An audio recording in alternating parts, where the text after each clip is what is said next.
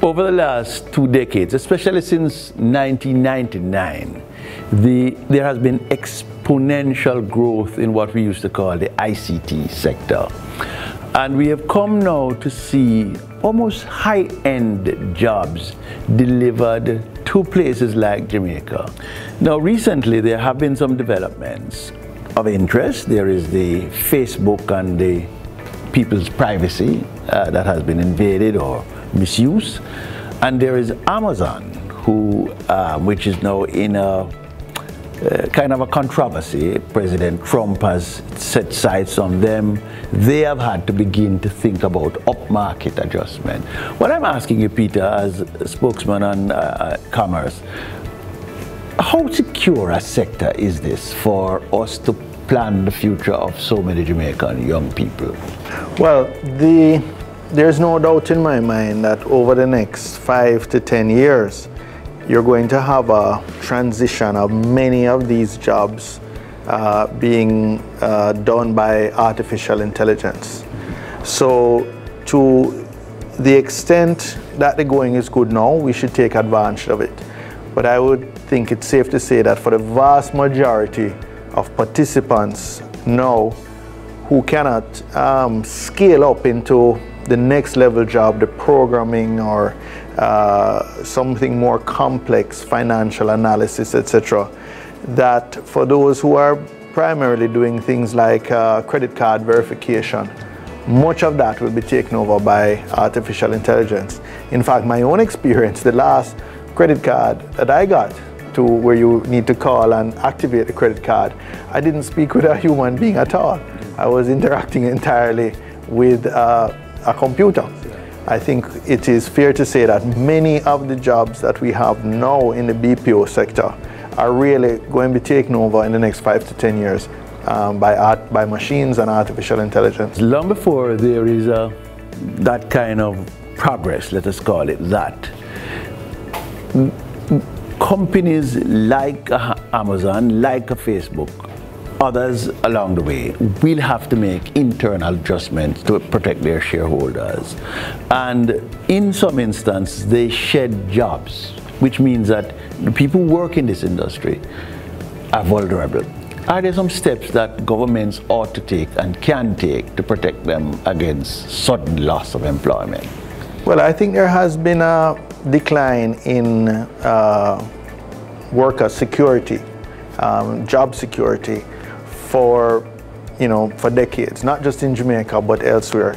The sort of fragile nature of employment that governs BPO is really, in a sense, no different from what exists in the tourist industry, in the private security guard industry, in the portering and janitorial services. Many of these same services, which were once government jobs even, have been privatized out to private contractors. So this is a national trend fitting into a global trend. In fact, nowadays, even the higher end jobs, those who were professionals, graphic designers, attorneys, doctors, people in the entertainment industry, many of them are all now in what's called the gig economy, which basically means they move from one sort of short-term project to another. And the days of having, a sort of regular 9 to 5 where you got health care and pension, etc., much of that has disappeared. What should people aspire to, though? If the changes are so dramatic, why should people go to school? Why should you try to get a master's degree? If you're going to get a job that is a year, 2 years, and then it's gone, how do you tell me how you see that kind of future of employment? Well, I think if people are highly skilled, there will always be opportunities. More complex tasks that require that are not repetitive and require a lot of creativity. Still, at this point, artificial intelligence, generally speaking, hasn't taken over those jobs.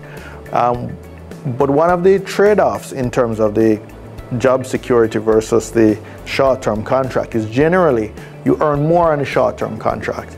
So what people will have to do is, in a sense, privatize their own social welfare arrangements.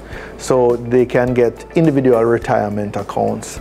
They can get, they can purchase their own health insurance on the market outside of an employer-provided health insurance. So I think you're going to see a much more entrepreneurial, in a sense, type of opportunity, much more small businesses, or maybe not businesses in a traditional sense where an employer and employees, but where young people get together, form a sort of loose consortium that they bid for projects of whatever type, and then they make their own arrangements in terms of how they share the profits or share the proceeds, and make their own arrangements for housing, to pay their NHT, buy a pension fund, etc.